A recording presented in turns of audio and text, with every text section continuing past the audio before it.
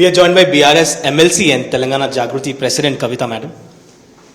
A major development in the Bankacharla issue where two chief ministers have met, the irrigation ministers have met. They have come to a conclusion where telemetry will be installed, a committee will be set up and further solutions will be made. There are talks, there are dialogue between both the states, and that seems like the issue is now going down, and the issues of the water issue between both the states will come down as what is being expected. What do you have to say to this?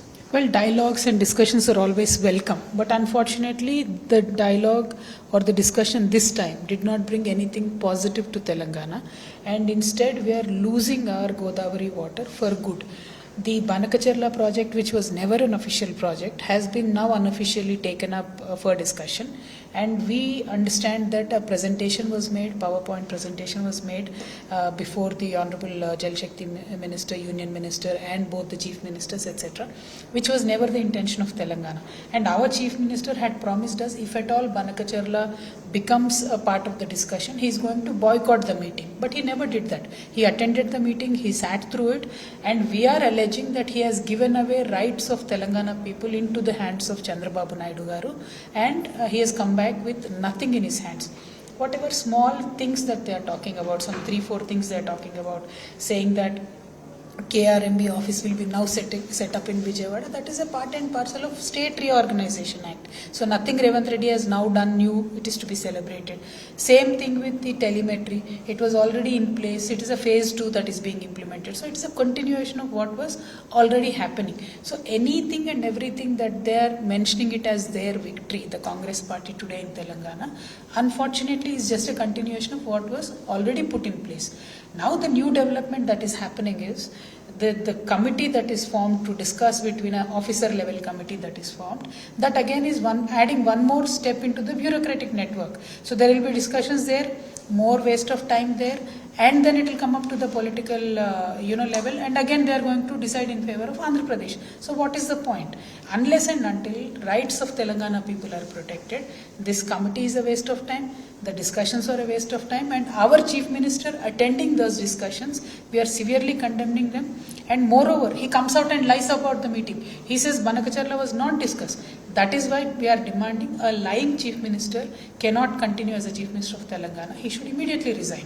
Well, your party alleging that nothing much has happened, and instead Telangana is at loss is what is being said. But what the Revanth Reddy government is saying is that Andhra Pradesh earlier, during the BRS regime, they had talks. Even the then Chief Minister KCR Garu went there, and whatever talks have happened, Telangana has lost its share of water that it has to get. There were nothing progressive at that point of time. Instead, we had to lose. The same allegation against your party. So what do you have to say to that?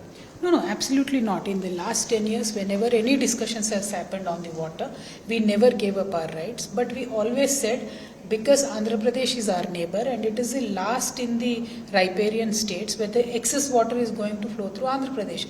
If at all, after fulfilling the rights of Telangana, any excess water of course can be utilized by Andhra Pradesh. But now the current Banagacharla project exactly does the opposite. So the river linkage of godavari-kaveri that is proposed, it was supposed to have a confluence point in Telangana. Now Banagacharla project proposes to move that point from Telangana to Andhra, which we will definitely oppose. I will personally myself go to court from Telangana Jagruti. We will go, knock the door of the justice, and I am sure we will be able to stop the Banagacharla project. Well, the 42% BC reservation, at one level you had planned for a rail ROCO that was today itself, and another, now that the state government has announced that an ordinance will be passed, a cabinet decision has been taken. What are the further demands that you put forward today? Well, there are two layers to this entire conversation. One is the OBC bill that is passed in Telangana Assembly, which is now pending at Honorable President of India. So this government is not talking about that bill, but this government is talking about tweaking a 2018 bill, which was made under KCR Garu's time. That Panchayat Raj Act bill, they are now going to tweak it, include 42% reservation for BCs, and get an ordinance. And I welcomed it, because if a Kavitha can be filed in both High Court and Supreme Court, and an ordinance can be given by the Honorable Governor, we can immediately go to elections.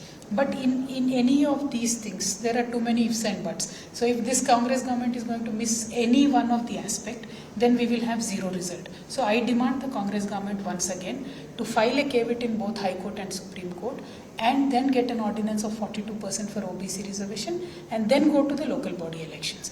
Only then a complete solution can be achieved at this BC reservations. Well, you're talking to the BC leaders as well. That is what we are learning. So what is the update from the BC? Are they happy with this particular move? Certain BC leaders from, we've seen that recently they have criticized your move, your Telangana Jagruti's move as to what is your link with the BC. Mm-hmm. But at this point, what are the BC leaders expecting from your organization?